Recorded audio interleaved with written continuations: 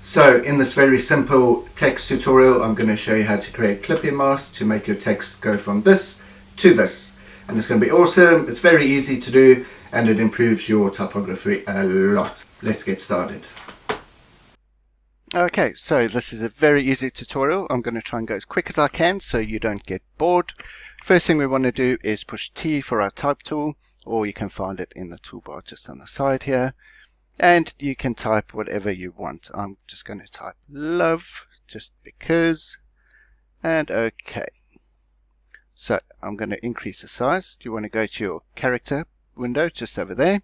Or you can go to window, character, and it will open it for you. So I'm just going to change the color first just to black.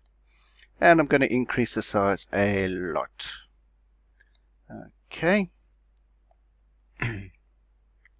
Move it to the center. And you can choose whichever font you want. Let's choose something like that. Okay. So I'm going to move the characters closer together.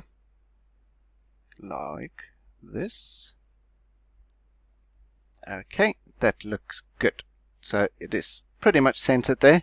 So now what you want to do, you want to get your photo that you want. I have one already open, and this is one I took down at the coast. Just drag it over and place it on the image. Control T to transform it. Just going to zoom out, Control and minus. Bring it down to the size you want. Put it over your image. You can always adjust it afterwards. Pushing Enter to cancel the transformation.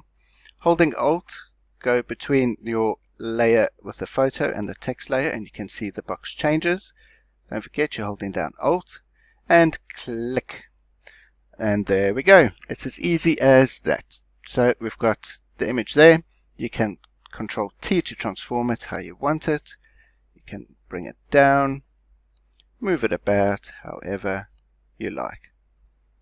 Okay, well, I hope you found this video helpful and hopefully you're going to be able to use it for something. Please don't forget to subscribe to my channel. I look forward to seeing you soon.